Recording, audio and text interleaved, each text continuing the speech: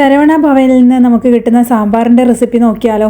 അപ്പോൾ നമുക്കറിയാമല്ലോ, ഇത് നല്ല ടേസ്റ്റ് ആയിട്ടുള്ളൊരു സാമ്പാറാണ്. നമ്മൾ മസാല ദോശേൻ്റെ കൂടെയും ഇഡ്ഡലീൻ്റെയും വടേൻ്റെ ഒക്കെ കൂടെ കിട്ടുന്ന ഒരു സാമ്പാറാണിത്. അപ്പോൾ നമുക്കിത് ചോറിന് പോലും കഴിക്കാം കേട്ടോ. അപ്പോൾ ഇതിലൊരു പ്രത്യേക ഒരു ഇൻഗ്രീഡിയൻറ്റ് ചേർക്കുന്നുണ്ട്. അപ്പോൾ അതാണ് ഇതിന് ഒരു നല്ല ടേസ്റ്റ് കൊടുക്കുന്നത്. അപ്പോൾ വീഡിയോ മുഴുവനായിട്ട് കാണാം.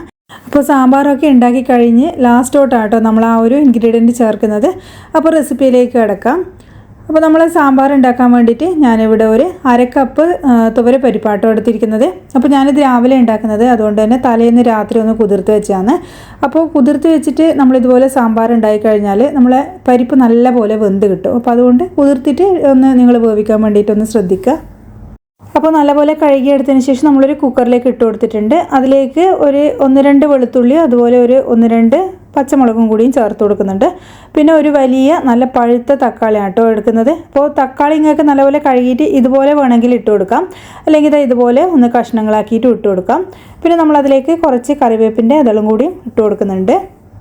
പിന്നെ നമ്മളിതിലേക്ക് ആവശ്യത്തിനുള്ള ഉപ്പും അതുപോലെ തന്നെ ഒരു 1/4 ടീസ്പൂൺ മഞ്ഞൾപ്പൊടിയും ചേർത്ത് കൊടുക്കാം. അതുപോലെ തന്നെ പിന്നെ നമ്മളിതിലേക്ക് ഇത് വേവാൻ ആവശ്യമായിട്ടുള്ള കുറച്ച് വെള്ളവും കൂടിയും ചേർത്ത് കൊടുക്കുന്നുണ്ട്. അപ്പോൾ നമ്മളിത് കുതിർത്ത് വെച്ചുകൊണ്ട് തന്നെ ഒരുപാട് സമയം അങ്ങനെ വേവിക്കേണ്ട ആവശ്യമൊന്നുമില്ല കേട്ടോ. അപ്പോൾ കുക്കറിൽ നമുക്ക് വിസിൽ വെച്ചിട്ട് ഒരു മീഡിയം ഫ്ലെയിമിൽ ഒരു 2 വിസിൽ കൊണ്ട് തന്നെ ഇത് വെന്ത് കിട്ടും. അപ്പോൾ നമ്മൾ പരിപ്പ് വേവുന്ന സമയത്ത് നമുക്കിതിലേക്ക് വേണ്ടുന്ന അരവിൻ്റെ ആ ഒരു മിക്സ്ചർ ഒന്ന് തയ്യാറാക്കി എടുക്കാനുണ്ട് കേട്ടോ. അപ്പോൾ നമ്മൾ ഈ ഒരു ചട്ടി ചൂടാകുന്ന സമയത്ത് അതിലേക്ക് ഒരു 1/2 ടീസ്പൂൺ നല്ല ജീരകം ഇട്ട് കൊടുത്തിട്ടുണ്ട്. അതുപോലെ ഒരു 1/4 ടീസ്പൂൺ നമ്മുടെ ഉലുവയും കൂടിയും ചേർത്ത് കൊടുക്കാം. അപ്പോൾ അത് രണ്ടും ഒന്ന് കളറ് മാറി വരുന്ന സമയത്താണ് അതിലേക്ക് നമ്മൾ മല്ലി ചേർത്ത് കൊടുക്കുന്നത്. മുഴുവനായിട്ടുള്ള ഒരു 1.25 സ്പൂൺ മല്ലിയാണ് കേട്ടോ ചേർക്കുന്നത്, ടേബിൾ സ്പൂണാണ്. അപ്പോൾ അതും കൂടിയും ചേർത്തിട്ട് അതിൻ്റെയൊക്കെ ഒന്ന് കളറൊന്ന് ചേഞ്ചായി വന്ന് മൂത്ത നല്ലൊരു മണം വരും. ആ ഒരു സമയത്ത് നമ്മളൊരു 5-6 കുരുമുളകും കൂടിയും ചേർത്ത് കൊടുക്കുന്നുണ്ട്. കുരുമുളകിൻ്റെ അളവൊന്നും കൂടി പോകരുത്. അപ്പോൾ അതും കൂടിയും ചേർത്തിട്ട് ഒന്ന് നല്ലോണം മിക്സ് ചെയ്തെടുക്കാം. പിന്നെ അതിലേക്കൊരു 2-3 വറ്റൽമുളക് ചേർത്ത് കൊടുക്കാം. അപ്പോൾ കാശ്മീരി മുളക് എടുത്തു കഴിഞ്ഞാൽ നമ്മൾ സാമ്പാറിന് നല്ലൊരു കളർ കിട്ടും. അപ്പോൾ ഞാനിവിടെ എടുത്തിരിക്കുന്നത് കാശ്മീരി മുളകാണ് കേട്ടോ. അപ്പോൾ അതും കൂടിയും ചേർത്തിട്ട് നമുക്കൊന്നും കൂടിയും അതൊന്ന് റോസ്റ്റ് ചെയ്തെടുക്കാം. പിന്നെ നമ്മളിതിലേക്ക് ചേർക്കുന്നത് തേങ്ങ ചിരവിയതാണ്. ഒരു 2 ടേബിൾ സ്പൂൺ തേങ്ങ ചിരവിയതും അതുപോലെ തന്നെ കുറച്ചും കൂടി കറിവേപ്പിലയും ചേർത്ത് കൊടുക്കുന്നുണ്ട്. എന്നിട്ട് നമുക്കിതൊന്ന് റോസ്റ്റ് ചെയ്തെടുക്കാം. നമ്മൾ എണ്ണയിലല്ല കേട്ടോ റോസ്റ്റ് ചെയ്യുന്നത്, നമ്മൾ ചട്ടിയിൽ എണ്ണയൊന്നും ചേർത്തിട്ട് അതൊന്ന് പ്രത്യേകിച്ച് ശ്രദ്ധിക്കുക. അപ്പോൾ ഇത് ഡ്രൈ റോസ്റ്റ് ചെയ്തെടുക്കാൻ വേണ്ടുന്നത്. അപ്പോൾ ആ തേങ്ങേൻ്റെ ആ ഒരു വെള്ളപ്പറ്റൊക്കെ ഒന്ന് മാറി ഡ്രൈ ആയി വരണം, അതുവരെയാണ് നമ്മളിത് റോസ്റ്റ് ചെയ്തെടുക്കുന്നത്. അപ്പോൾ ഇത് കരിഞ്ഞു പോകാണ്ട് നോക്കുക. ഒരു ലോ ടു മീഡിയം ഫ്ലെയിമിലിട്ടിട്ട് നമുക്ക് നല്ല പോലെ ഒന്ന് റോസ്റ്റ് ചെയ്തെടുക്കാം. അപ്പോൾ ഇത്രയും മതിയാകും. ഫ്ലെയിം ഓഫാക്കിയിട്ട് നമുക്ക് തണിയാൻ വേണ്ടി മാറ്റി വെക്കാം. ഇനി ഇതാ ആ ഒരു സമയത്ത് നമ്മൾ പരിപ്പ് നല്ലപോലെ വെന്ത് കിട്ടിയിട്ടുണ്ട്.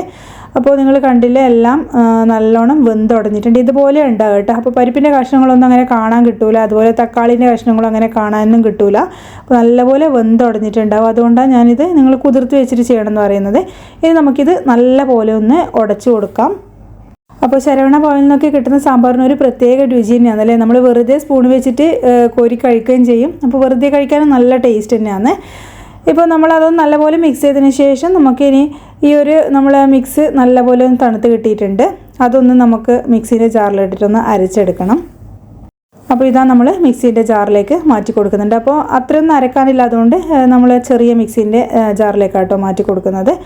അപ്പോൾ നല്ലപോലെ തണുത്തതിന് ശേഷം മാത്രമേ ഇത് അരച്ചെടുക്കാവൂ, അല്ലെങ്കിൽ മിക്സിൻ്റെ ജാറിൽ നിന്ന് അരക്കുന്ന സമയത്ത് അത് പുറത്തേക്ക് തെറിക്കാനുള്ള ചാൻസ് ഉണ്ട്. ഇനി നമ്മളിതിലേക്ക് ആവശ്യത്തിനുള്ള വെള്ളവും കൂടിയും ചേർത്ത് കൊടുക്കുന്നുണ്ട്. ഒരുപാടങ്ങ് വെള്ളം ചേർത്ത് അരക്കരുത്, ഒരു ഇത്തിരി മാത്രമേ വെള്ളം ചേർക്കാവൂ. അതുപോലെ തന്നെ നമ്മൾ കാശ്മീരി മുളക് ചേർത്തുകൊണ്ട് നല്ലൊരു കളർ കിട്ടും. അപ്പോൾ ഇത് കണ്ടില്ലേ, നല്ല കളർ കിട്ടിയിട്ടുണ്ട് നമുക്ക്. അപ്പോൾ നമ്മളിത് അരച്ചെടുക്കുമ്പോൾ നല്ല പേസ്റ്റ് പോലെ തന്നെ അരച്ചെടുക്കാൻ വേണ്ടിയിട്ട് ഒന്ന് ശ്രദ്ധിക്കണേ. അപ്പോൾ നമ്മൾ അരച്ചെടുത്തത് സൈഡിലേക്ക് മാറ്റാം. ഇനി നമുക്ക് സാമ്പാർ ഉണ്ടാക്കാൻ തുടങ്ങാം. അപ്പോൾ ഈ ഒരു ചട്ടി തന്നെ ആട്ടോ ഞാൻ വെച്ചത്. അതിലേക്ക് നമുക്ക് കുറച്ച് വെളിച്ചെണ്ണ ഒഴിച്ചു കൊടുക്കാം. അപ്പോൾ വെളിച്ചെണ്ണ നല്ലപോലെ ചൂടായതിന് ശേഷം മാത്രം നമ്മളിതിലേക്ക് കടുക് ചേർത്ത് കൊടുക്കുന്നുണ്ട്. അപ്പോൾ ഏകദേശം ഒരു 1/2 ടീസ്പൂൺ കടുക് ചേർത്ത് കൊടുക്കാം. അപ്പോൾ കടുക് ചേർത്തിട്ട് കടുകൊന്ന് പൊട്ടി വരുന്ന സമയത്ത് നമ്മളിതിലേക്ക് ഒരു 5-6 ചെറിയ ഉള്ളിയും ചേർത്ത് കൊടുക്കുന്നുണ്ട്. അപ്പോൾ ചെറിയ ഉള്ളി ചേർത്തിട്ട് ഒന്ന് വാട്ടിയെടുക്കണം. അപ്പോൾ ഇനി അതിലേക്ക് കുറച്ച് കറിവേപ്പിലയും കൂടി നമുക്ക് ചേർത്ത് കൊടുക്കാം. അപ്പോൾ ലാസ്റ്റ് കറിയിൽ ഇനി നമ്മളിത് വറുത്തിടില്ല കേട്ടോ. ഈ ഒരു വറവിലേക്ക് തന്നെയാണ് നമ്മൾ ബാക്കിയുള്ള ചേരുവകളൊക്കെ ചേർത്തിട്ട് കറി ഉണ്ടാക്കിയെടുക്കുന്നത്. അപ്പോൾ നമ്മൾ ഉള്ളി നല്ലോണം വാടി കിട്ടിയിട്ടുണ്ട്.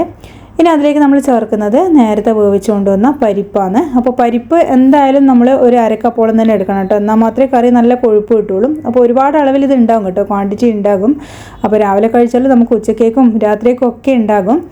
അപ്പോൾ നമ്മൾ ആ ഒരു പരിപ്പും കൂടിയും ചേർത്തിട്ട് നല്ലപോലെ ഒന്ന് മിക്സ് ചെയ്തെടുക്കുന്നുണ്ട്. അതുപോലെ തന്നെ പിന്നെ നമ്മളിതിലേക്ക് ചേർത്ത് കൊടുക്കുന്നത് വാളംപുളി പിഴിഞ്ഞിട്ടാണ്. അത് ഒരുപാട് പുളി അങ്ങ് കൂടി പോകരുത്, ആവശ്യത്തിന് മാത്രമേ നിൽക്കാൻ പാടുള്ളൂ. അതിൽ പരിപ്പും അതുപോലെ തന്നെ പുളിയും ചേർത്തിട്ട് നമുക്കൊന്ന് തിളപ്പിച്ചെടുക്കണം. അപ്പോൾ ആ ഒരു ചെറിയൊരു തിള വരുന്ന സമയത്ത് നമ്മളിതിലേക്ക് നേരത്തെ അരച്ചു കൊണ്ടുവന്ന ആ ഒരു മിക്സും കൂടിയും ചേർത്ത് കൊടുക്കുന്നുണ്ട്. അപ്പോൾ നല്ല കട്ടിയായിട്ടുള്ള അരവായിരിക്കട്ടെ ഉണ്ടാകുക. അതുപോലെ തന്നെ ആ മിക്സിൻ്റെ ജാറിലേക്ക് കുറച്ച് വെള്ളം കൂടി ഒഴിച്ചിട്ട് നമുക്ക് ഇതിലേക്ക് ചേർത്ത് കൊടുക്കാം. അപ്പോൾ ഇത് തിളക്കും തോറും നല്ല കട്ടിയായിക്കൊണ്ടേ ഇരിക്കും ഈ ഒരു കറി. കാരണം പരിപ്പ് നമ്മൾ അരക്കപ്പോളം എടുത്തതാണ്, അതുപോലെ തന്നെ അരവൊക്കെ ഉണ്ട്, അതുകൊണ്ട് തന്നെ നല്ല കട്ടിയായിരിക്കും കറി.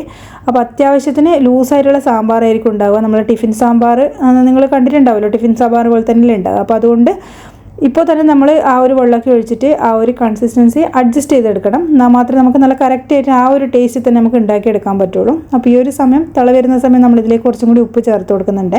ഉപ്പ് കുറച്ച് കുറവായിരുന്നു, അപ്പോൾ അതും കൂടിയും ചേർത്തിട്ട് നമ്മൾ വീണ്ടും നല്ലപോലെ മിക്സ് ചെയ്തെടുക്കുന്നുണ്ട്. അതുപോലെ തന്നെ പിന്നെ നമ്മളിതിലേക്ക് ചേർക്കുന്നത് കായപ്പൊടിയാണ്. ഒരു 1/2 ടീസ്പൂൺ കായപ്പൊടി ചേർത്ത് കൊടുക്കുന്നുണ്ട്. നമ്മൾ ഇതുവരെ ഇതിലേക്ക് കായപ്പൊടി ചേർത്ത് കൊടുത്തിട്ടില്ല.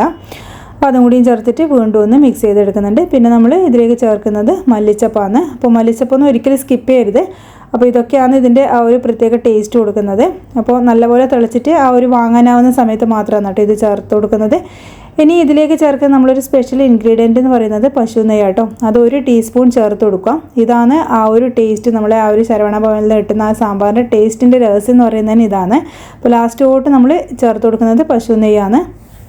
അപ്പോൾ വളരെ എളുപ്പത്തിൽ തയ്യാറാക്കി എടുക്കാൻ പറ്റിയ നമ്മളെ സാമ്പാർ ഇതാ ഇവിടെ റെഡി ആയിട്ടുണ്ട്. അപ്പോൾ തീർച്ചയായിട്ടും ഒന്ന് ട്രൈ ചെയ്ത് നോക്കുക. അപ്പോൾ നിങ്ങൾക്ക് ഇത്രയും കട്ടി വേണ്ടാന്നുണ്ടെങ്കിൽ കുറച്ചും കൂടിയും ചൂടുവെള്ളം ഒഴിച്ചിട്ട് ലൂസാക്കി എടുക്കാം.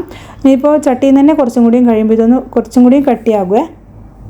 അപ്പോൾ വളരെ എളുപ്പത്തിൽ റെഡിയാക്കാൻ പറ്റുന്ന ഒരു സാമ്പാറിൻ്റെ റെസിപ്പിയാണ്. നമുക്ക് പച്ചക്കറികളുടെ ആവശ്യമൊന്നുമില്ല, കഷ്ണങ്ങളൊന്നും ഇല്ലാണ്ട് നമ്മൾ തയ്യാറാക്കിയെടുത്ത ഒരു ടിഫിൻ സാമ്പാറാണിത്.